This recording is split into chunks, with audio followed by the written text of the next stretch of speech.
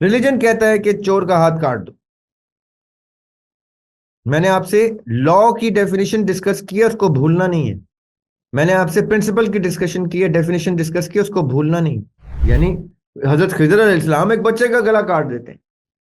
मूसा अलैहिस्सलाम कहते हैं ये आपने क्या किया, बड़ी अनएथिकल हरकत की आपने।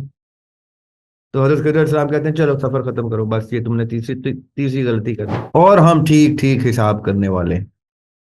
ये सबसे खूबसूरत क्लेम है कुरान पाक का। एथिक्स का तकाजा ये है कि आप रिलीजन को एब्स्ट्रैक्टली डिस्कस करें। एक मुहक्किक की, एक तहकीक करने वाले की एथिक्स क्या कहती हैं कि वो बायस नहीं रखेगा, किसी किस्म का प्रेजुडिस नहीं रखेगा, किसी किस्म की डिस्क्रिमिनेशन नहीं रखेगा। वो बिला तफरीक हर चीज को अपने तज्जिए का, अपनी तहकीक का हिस्सा बनाएगा। तहकीक किसे कहते हैं?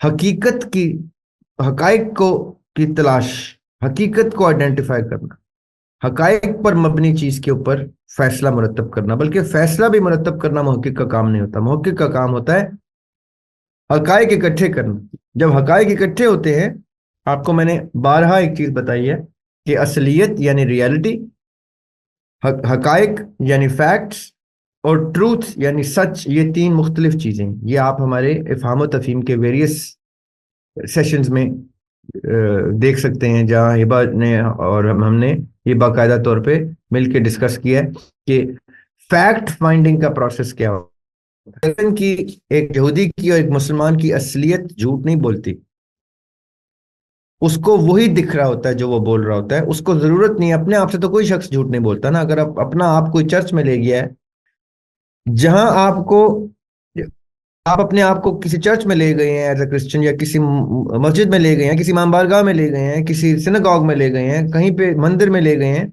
तो वो आप अपने आप से झूठ नहीं बोल रहे होते। एक हिंदू अपने आप को हिंदू ही तस्वुर करके चल रहा होता है, एक मुसलमान अपने आप को मुसलमान तस्वुर करके चल रहा होता है, क्योंकि उसकी असलियत होती है। अब जब ये सारे अपने अपने इबादत गाहों में मौजूद होते हैं, तो एब्स्ट्रैक्टली एक शख्स देखता है कि ये हिंदू मंदिर में क्यों जा रहा है, ये मुसलमान मस्जिद में क्यों जा रहा है, ये क्रिश्चियन जो है ये चर्च में क्यों जा रहा है, और यहूदी जो है सिनेगॉग में क्यों जा रहा है। क्योंकि उसकी असलियत उसको बता रही है कि उसका ये मजहब है, और वो उसी को ठीक समझ रहा है। अब मुहक्किक क्या करता है कि वो तहकीक करता है कि इसका मजहब इसको इस तरफ क्यों लेके जा रहा है, उसका मजहब उस तरफ क्यों लेके जा रहा है। ऐसी कौन सी चीज है जो इनको एक दूसरे के इबादत गाहों में नहीं लेके जाने देते? वो कौन से फिल्टर्स हैं? वो फिल्टर्स होते हैं उनके अकायद के फिल्टर्स, उनके अकीदे के फिल्टर्स। अब जब अकीदे के फिल्टर से आपको चीज देखेंगे, जब मैं साहिल अदीम का जिक्र कर रहा हूँ, साहिल अदीम एक अकीदे की लेंस से आप लोगों को, इस्लाम की लेंस से, सीरत नबी सल्लल्लाहु अलैहि वसल्लम की लेंस से फितरत को डिफाइन करते हैं, फितरा को डिफाइन करते हैं, राइट।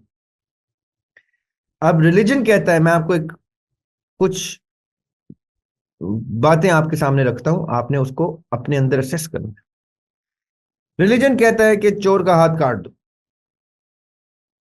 मैंने आपसे लॉ की डेफिनेशन डिस्कस की है, उसको भूलना नहीं है। मैंने आपसे प्रिंसिपल की डिस्कशन की है, डेफिनेशन डिस्कस की है, उसको भूलना नहीं। मैंने आपको कहा था कि लॉ ऑफ नेचर जो है, कुदरत का कानून जो है, उससे ऊपर अबव द लॉ अगर कोई हस्ती है तो उसका क्रिएटर है, जो खालिक है, वो अबव द लॉ है। वो जब चाहे रूल बेंड कर दे, या उसको अमेंड कर दे, या उसको रिवाइज कर दे, या उसको इवॉल्व कर दे। हम क्योंकि उसके ताबे हैं, उस कानून के ताबे हैं जो कानून खालिक ने तख्लीक कर दिया कुदरत के कानून के तहत, या कुदरत के कानून की डेफिनेशन में, by the definition of the law of nature, we are a product of the creator. We are bound by the command of the Lord, regardless of any law that God may bend on his command. Why? Because he is above the law. ठीक है, अब आपने समझनी है बात। अब अगर वो अपनी रेवोल्यूशन में, अपनी किसी किताब में कह रहे हैं कि चोर का हाथ हाथ काट दो, तो चाहे उस कल्चर की मोरालिटी या उस कल्चर के एथिक्स कहें कि यार चोरी की है, पकड़ा गया है, तो उस चोर की चोरी वापस कर दो। तो आप क्या कर रहे हैं? You are challenging the law of nature, the law of the Lord.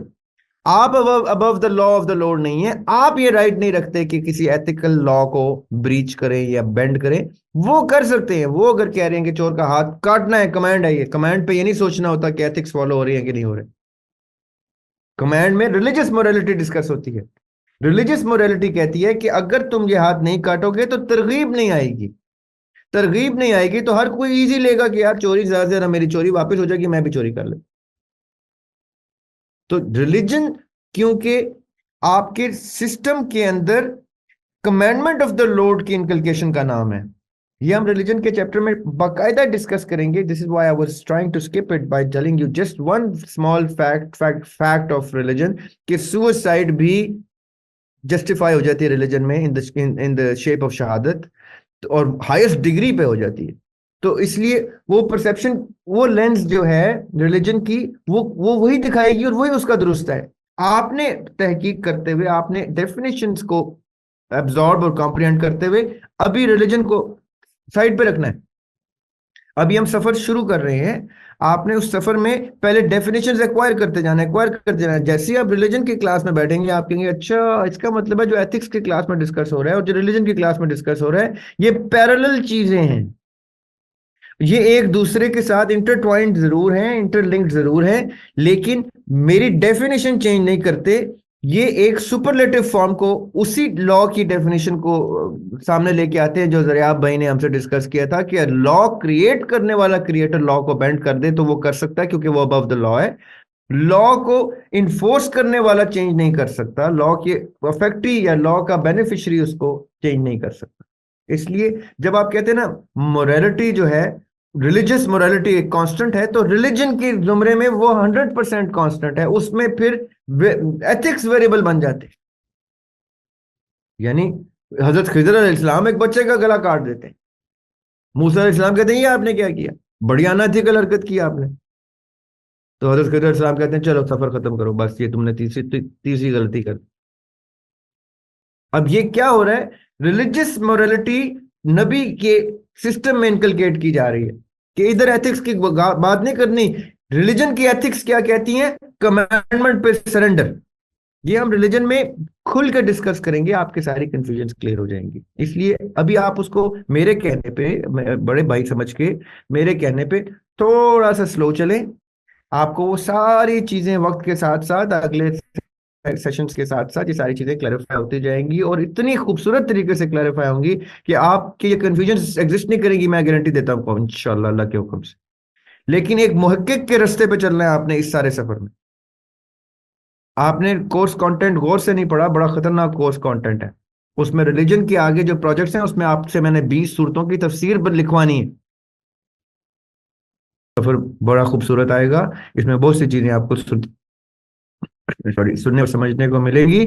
आपके डाउट्स, आपके कंफ्यूजन सब क्लियर होंगे इंशाल्लाह, और जब तक क्लियर नहीं होंगे हम आगे नहीं चलेंगे, डोंट वरी। हम डिस्कस कर रहे थे सिग्निफिकेंस ऑफ एथिक्स। अब यहां पे आती है सिग्निफिकेंस ऑफ एथिक्स। कैसे सिग्निफिकेंस ऑफ एथिक्स क्या करती हैं? सिग्निफिकेंस ऑफ एथिक्स ये है कि वो आपके कैरेक्टर की, एक पर्सन के, जब हम क्रीचर की एथिक्स की बात कर रहे हैं, जब क्रिएटर के एथिक्स में तो वो सुप्रीम मोस्ट, सुपीरियर मोस्ट, सब परफेक्शन हमने अता कर दी उनको। क्यों? क्योंकि हमारे अक्ल और शऊर ने कह दिया कि इससे सुपीरियर हस्ती एग्जिस्ट नहीं करती, वो अल्लाह सुब्हानहू व तआला की जात, क्रिएटर की जात। अब क्रिएशन की एथिक्स हमने डिस्कस की कि जो भी प्रोसेस अल्लाह सुब्हानहू व तआला ने अपने कुरान पाक में हमें, या बाइबल के थ्रू, या अपने बाकी रेवलेशंस के थ्रू, या नबी पाक सल्लल्लाहु अलैहि वसल्लम की हदीस के थ्रू हम तक पहुंचाई है, वो अपने क्रिएटिव प्रोसेस में भी इतना एथिकल है अल्लाह सुब्हानहू व तआला के, कहीं से कोई एक रत्ती बराबर चीज इधर से उधर नहीं होती, एग्जैक्ट प्रॉपर प्रोपोर्शन के अंदर प्लेस करते हैं। वो कुरान में बारहा ये बात की अल्लाह सुब्हानहू व तआला ने, और हम ठीक ठीक हिसाब करने वाले। ये सबसे खूबसूरत क्लेम है कुरान पाक का कि हम एथिक्स और जस्टिस को नहीं कहीं पे अंडरमाइन करेंगे या नजरअंदाज करेंगे। हाँ, ये जरूर हो सकता है कि तुम्हारी सोच में, तुम्हारी कॉम्प्रिहेंशन में हमारा हिसाब ही ना आए, तो अक्ल करो, फिक्र करो, इस किताब में निशानी है उनके लिए जो अक्ल रखते हैं, तुम्हें समझ आ जाएगी कि हमारा हिसाब किताब के पैरामीटर्स क्या है। तुम्हारा हिसाब किताब तो बड़ा ही ऑर्डिनरी है, हमारे गॉडली डिवाइन हिसाब किताब के, डिवाइन एथिक्स के, डिवाइन जस्टिस की एथिक्स क्या है। जस्टिस की एथिक्स होती है, हर चीज के पीछे एथिक्स होती है, याद रखिएगा। वक्त की तकलीफ भी एथिक्स की फाउंडेशन के ऊपर, ग्राउंड के ऊपर बिल्ड होती है। इसलिए ये उस वक्त की तख्लीक है, ये उस वक्त की चीज है, एथिक्स उस सुन्नत का नाम है जो सुन्नत रब की सुन्नत है। हमने उसको कॉम्प्रिहेंड करना है, कैसे करना है ये हम वक्त के साथ साथ आगे आगे डिस्कस करते जाएंगे।